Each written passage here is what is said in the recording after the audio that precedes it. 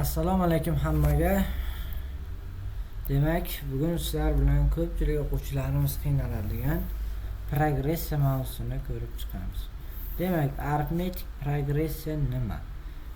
Arifmetik progressiya haqida qisqacha ma'lumot bersam, biror bir sonning qo'shilib borilishi yoki biror bir sonning tartib bilan kamayib kelishiga aytiladi. Masalan, 2, 4, 6, 8 va hokazo ketyapti. Bunda nima bo'lyapti bizda? Ko'payib boryapti. Bu bizda arifmetik progressiya. Nimaga ortib boryapti? 2 ga. Mana shuni biz D deymiz. Arifmetik progressiyada D. Ya'ni nomi ayirmasi. Endi birinchidagi turgan son uning birinchi hadi bo'ladi. Bu 2 ga teng. Tushunarli? Birinchi hadi, birinchi turgan son. Endi n degan formulamiz bor. Bu bizga a1 plus n minus bitta d ga teng. Tushunarli?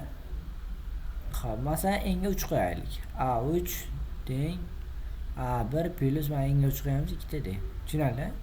Mana shu shaklda hammasi ketadi. Misollarni ko'rib chiqaylik. Arifmetik progressiyada a1 3 ga teng, d 2 ga teng. a9 ni toping. a9 nima edi? a1 plus 9 minus bitta d. Bizga a1 plus 8 ta d. Endi a1 nimaga teng? 3 ga plus d 2 ga teng. Demak, 16 plus 3 bizga nima teng? 19. Demak, javobimiz 19. Bejavob.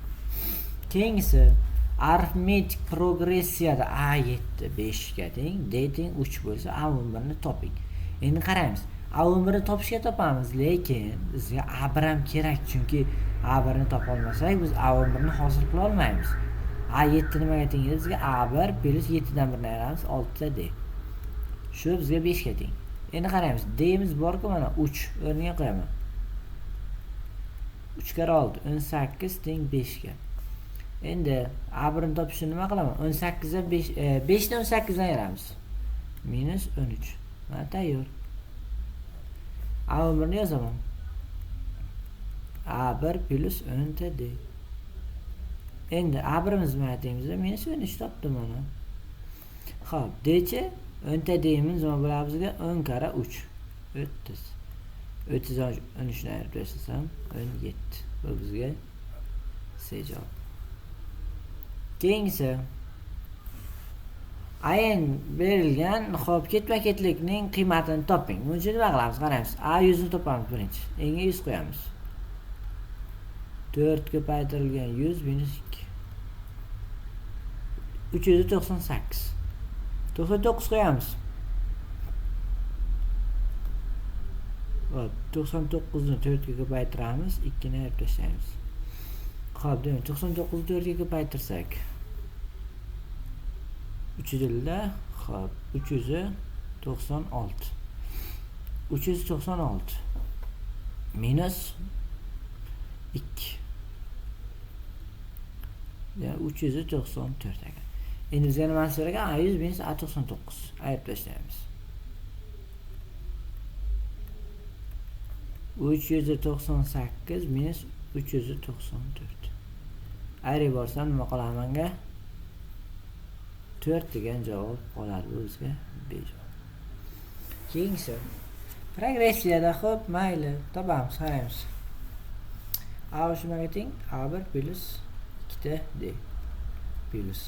Xo'p, A5 bizda A5imiz A1 plus xo'p 4 ta d. Shu 12 ga teng. Endi qaraymiz. 2 ta A1 plus 6 ta d'imiz 12 ga teng. 2 ga bo'lib boraylik. A1 plus 3 ta d teng nimaga? 6 ga chiqadi. O'zi A1 plus 3 ta d nimaga teng menga? A4 ga teng. Demak, A4 6. A4 ni kvadrati plus 4 ni qiymatini toping ya.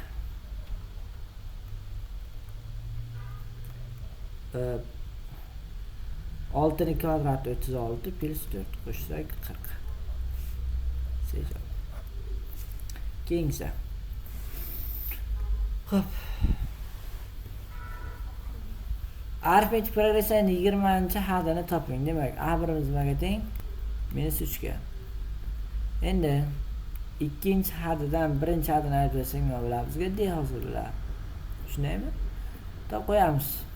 Ikkinchi hadi 1 qo'shamiz nima bo'ladi? -3. Chunki ikkita minus plus bo'ldi. Demak, D'imiz 4 ekan. D 4 bo'lsa A1 -3 A20 topishim kerak. A1 plus 19 da D.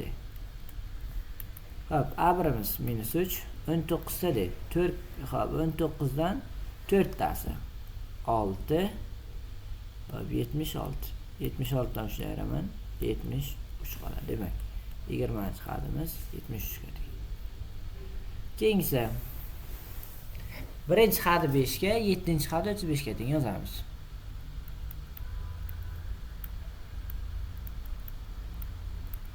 Xo'p, arifmetik progressiya 3-hadini toping. Buning uchun nima qilamiz? D ni topishimiz kerak. 6 ta D imiz nimaga teng? 35 ga. Endi A1 5 ga teng. Hop, 6 ta D 30 ga teng. D nima chiqadi bu yerdan? 5 chiqadi. D ham 5 ekan mana. Tayyor. 3-hadini topamiz. A3. A3 nimaga teng bizga? A1 plus 2 ta D. A1imiz 5 ga teng, 2 ta D'imiz 10 ga teng. 15. D javob. Keyingisi progressiya ayirmasiga o'rnayapman. A1 plus 6 ta D minus A1 plus 3 ta D. O'tsa ekan. Endi qarz minus ta'sir ettiraman.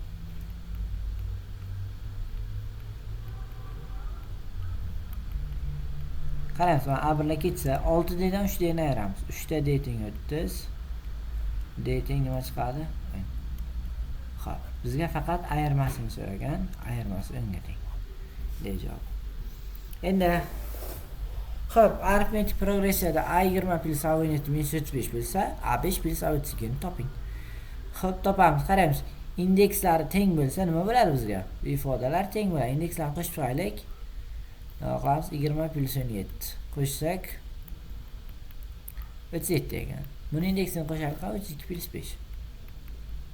Bu ham 37. Demak, bular teng ekan. Mana bunday qilamiz. Ya'ni qanday? A5 plus A32 teng deymiz A20 plus A17 ga. Bu nima teng bo'ladi? -35. Bejo. Xo'p, quyida ketma-ketliklardan qaysi bir progressiya umumiy halini ifodaladi deb o'rnayapman. Birinchisi A ni tekshiramiz. 1 qo'yamiz. N teng 1. 1 qo'ysak nima bo'ladi? 3 minus 2. 1 bo'ladi. N teng 2 qo'yamiz. 2 qo'ysak 3 minus 4. Bu minus 1 bo'ladi. Xo'p. Endi 3 qo'yamiz. 3 qo'ysak 3 minus 6. Ya, 3 minus 6 nima bo'ladi bizga? Minus 3. Qaranglar, nimaga kamayib ketyapti bizga? Minus 2 ga kamayapti. Minus 2 ga kamayapti. Demak, bu arifmetik progressiya bo'ladi. Keyingisini ko'ramiz. Xo'p, 4n plus 9. 1 qo'yamiz. 1 qo'ysak 4 plus 9. 13. 2 qo'yamiz. 2 qo'ysak 8 plus 9 17. 3 qo'yamiz. 12 plus 9 21. Bizga nima bo'lib borapti? 4 qo'shilib boradi. Demak, bu bo'ladi. Keyingisi 1 qo'yamiz.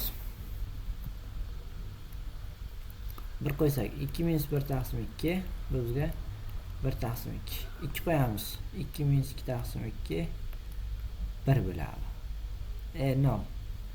Keyingi 3 qo'yamiz. 2 minus 3 taqsim 2 teng bo'lar ekan. Xo'p. Minus 1 taqsim 2. Nima bo'lyapti? Bizga minus 1 taqsim 2 ayrilib boryapti. Demak, bu ham olamiz.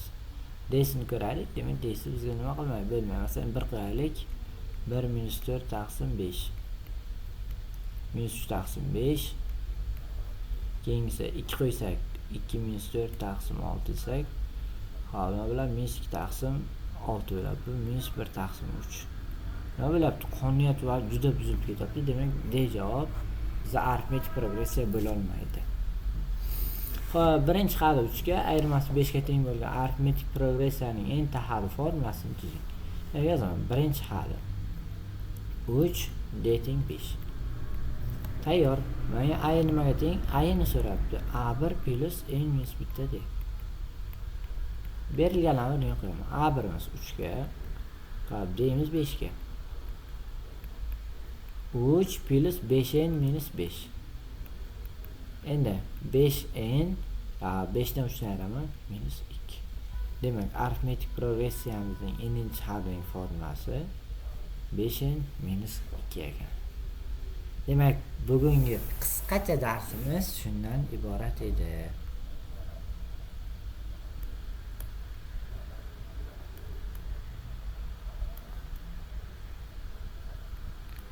Xo'p, bizni kuzatishda davom eting. Sog' bo'linglar, salomat bo'linglar.